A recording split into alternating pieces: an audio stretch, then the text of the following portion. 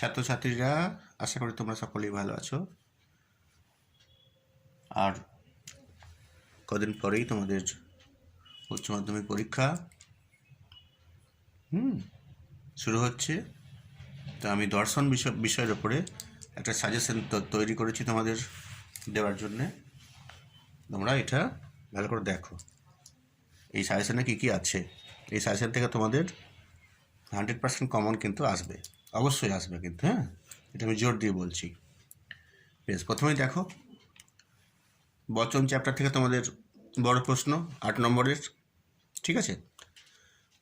এখানে দেওয়া হয়েছে বাক্য বচনের পার্থক্য, নিরপেক্ষ বচন কাকে বলে, গুণ ও পরিমাণ অনুযায়ী নিরপেক্ষ বচনের শ্রেণীবিভাগ, নিরপেক্ষ বচনের অংশ, মানে অংশগুলো দেখাও।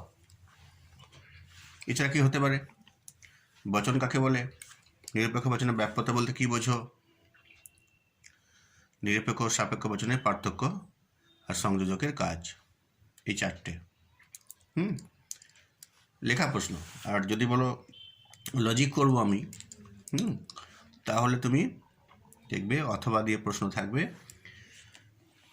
কীরকম থাকবে, যে তর্কবিদ্যাসম্মত বচনে রূপান্তরিত করো এবং কোন পদ ব্যাপ্য ও অব্যাপ্য তা দেখাও, অথবা গুণ ও পরিমাণ উল্লেখ করো, সেই বচনটির গুণ ও পরিমাণ উল্লেখ করো। এটাও বলতে পারে, অথবা বলতে পারে যে কোন পদ ব্যাপ্য ও অব্যাপ্য তা দেখাও।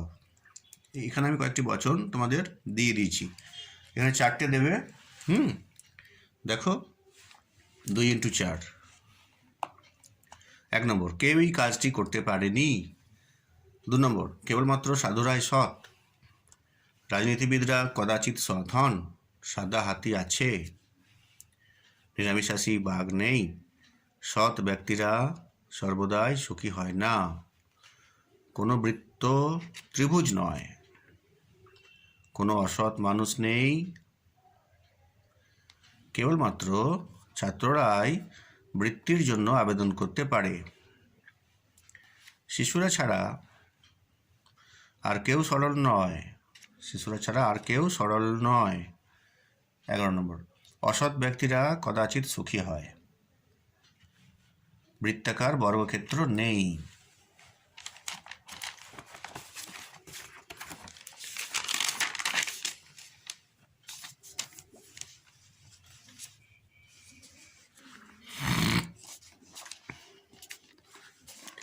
তারপরে দেখো,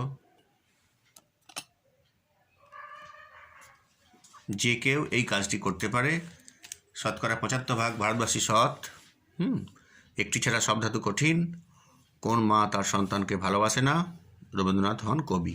17টা এখানে আমি বাক্য দিয়েছি, যেগুলো বচন করতে হবে, গুণ পরিমাণ দেখাতে হবে, অথবা বচন করে কোন পদ ব্যাপ্য বা অব্যাপ্য সেটা দেখাতে হবে। এরপরে আমরা এরপরের যে চ্যাপ্টার থেকে তোমাদের বড় প্রশ্ন আসবে, সেটা হচ্ছে অমাধ্যম অনুমান। বুঝতে পেরেছ?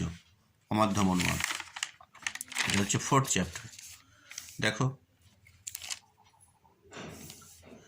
এখানে এবার কয়েকটা কোশ্চেন আমি দিয়েছি। দেখো, মাধ্যম ও অমাধ্যম অনুমানের পার্থক্য, আবর্তন কাকে বলে, আবর্তনের নিয়মগুলি ব্যাখ্যা করো, এই বচনের সরল আবর্তন কি সম্ভব, বিবর্তন কাকে বলে, আর আবর্তনের অবস্থা তার একটা করবে যে ও বচনের আবর্তন সম্ভব নয় কেন, বিবর্তনের নিয়মাবলী দৃষ্টান্ত সহকারে ব্যাখ্যা করো, আর সরল আবর্তন ও সীমিত আবর্তনের পার্থক্য। এটা হলো লেখা প্রশ্ন। এছাড়া তোমার লজিক যেটা করতে হবে তোমাদেরকে, তার কিছু উদাহরণ আমি দিয়েছি। সেটা আবর্তন করতে দিতে পারে, বিবর্তন করতে দিতে পারে, অথবা বিবর্তনের আবর্তন, অথবা আবর্তনের বিবর্তন। দেখো, প্রত্যেক কবি হন দার্শনিক, বৃত্তাকার বর্গক্ষেত্র নেই, সাধারণত মানুষ দয়ালু, রাজনীতিবিদরা কদাচিৎ সৎ হন, সাদা বাঘ আছে, মানুষ মাত্রই পরিশ্রমী নয়, সব বিজ্ঞানী সৎ নন, খুব অল্প সংখ্যক মানুষ স্বার্থপর নয়, সৈনিকরা অবশ্যই দেশপ্রেমিক, ঠিক আছে, চকচক করে এমন সকল বস্তু সোনা নয়। এরপরে দয়ালু চিকিৎসক আছেন, কোনো কিছু যুগপৎ, উত্তেজক ও নিরাপদ নয়। বৃত্ত চতুর্ভুজ নয়। ঠিক আছে, আর একটা দিয়েছি আমি, পারদ ছাড়া সকল ধাতু কঠিন। এই 14টা আমি দিয়েছি তোমাদের। হ্যাঁ, আচ্ছা, আশা করছি এখান থেকে তোমরা কমন পেয়ে যাবে। এইবার তারপরের চ্যাপ্টার, বড় প্রশ্ন, নিরপেক্ষ ন্যায়। নিরপেক্ষ ন্যায় হচ্ছে তোমাদের 5th চ্যাপ্টার। ঠিক আছে,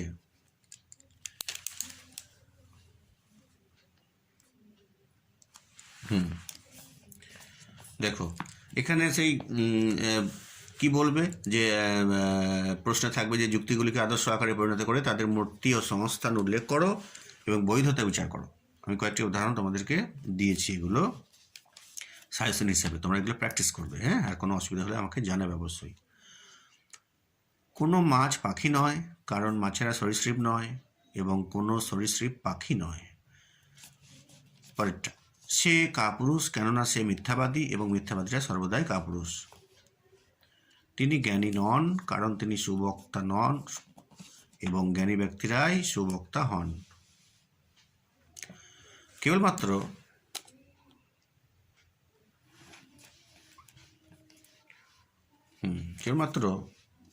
সত্যবাদী ব্যক্তিরাই সৎ এবং সকল সত্যবাদী ব্যক্তি হয় শ্রদ্ধেয়। সুতরাং সকল শ্রদ্ধেয় ব্যক্তি হন সৎ। ঠিক আছে, পরেরটা, যেহেতু কোনো কোনো জ্ঞানী নয় সুখী এবং সব নির্বোধ হয় সুখী, সেহেতু সব নির্বোধ নয় জ্ঞানী। পরেরটা, কেবলমাত্র অসৎ লোকেরাই ভীরু, তিনি ভীরু নন, অতএব তিনি অসৎ নন। এখানে আমি 6টা দিয়েছি। ঠিক আছে, হ্যাঁ, বেশ। এরপরে এই বৈধতা বিচারগুলো যদি না করতে পারো তাহলে তোমরা ওই লেখা প্রশ্ন করবে। সেখানে ওই ধরো ব্যাখ্যা বা টিকা এরকম থাকে। সেখানে আমি দিয়েছি, দেখো, দুটি নঙর্থক আশ্রয় বাক্যের মধ্যে দোষ, চতুষ্পদ ঘটিত দোষ বা চতুষ্পদ দোষ, নিরপেক্ষ ন্যায়ের মূর্তি ও সংস্থান, আর নিরপেক্ষ ন্যায়ের সাধ্যপদ, পক্ষপদ, হেতুপদের ভূমিকা, আর অবৈধ পক্ষ দোষ। এই 5টা আমি দিয়েছি। এরপরে আমরা চলে যাচ্ছি পরীক্ষামূলক পদ্ধতি, অর্থাৎ 11th চ্যাপ্টার। ঠিক আছে, দেখো পরীক্ষামূলক পদ্ধতির মধ্যে 2টো দিয়েছি আমি, যে দুটো অবশ্যই তোমাদের আসবে।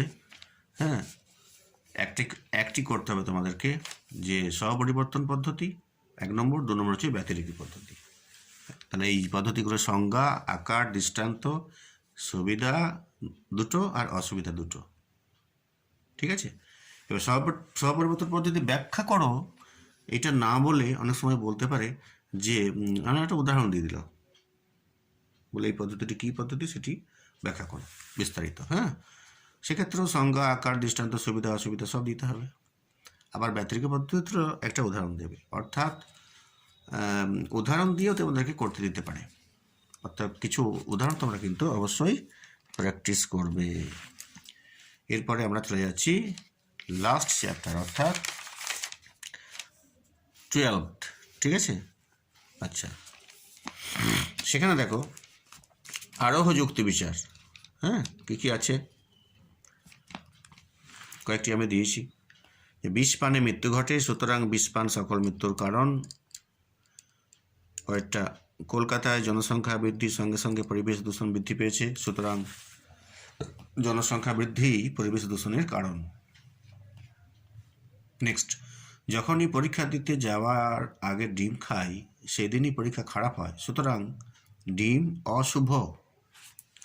নেক্সট, কুকুরেরাও মানুষের মতো প্রাণী, সুতরাং কুকুররাও মানুষের মতো বিচারবোধি সম্পন্ন। নেক্সট, আকাশে ধূমকেতুর আবির্ভাবের পরেই রাজার মৃত্যু হলো, সুতরাং আকাশে ধূমকেতুর আবির্ভাবই রাজার মৃত্যুর কারণ। এগুলো দোষ বিচার করতে হবে, কী পদ্ধতি প্রয়োগ করা হয়েছে বলতে হবে, দোষ বিচার করতে হবে। ঠিক আছে, আরোহমূলক যে দোষ আছে সেই চ্যাপ্টারে আমার আলাদা করে ভিডিও আছে, তোমরা একটু দেখে নিও, উদাহরণগুলো প্র্যাকটিস করো। এখানে 5টা হলো। 6 নম্বর, দিনের পর রাত্রি আসে, সুতরাং দিন হলো রাত্রির কারণ।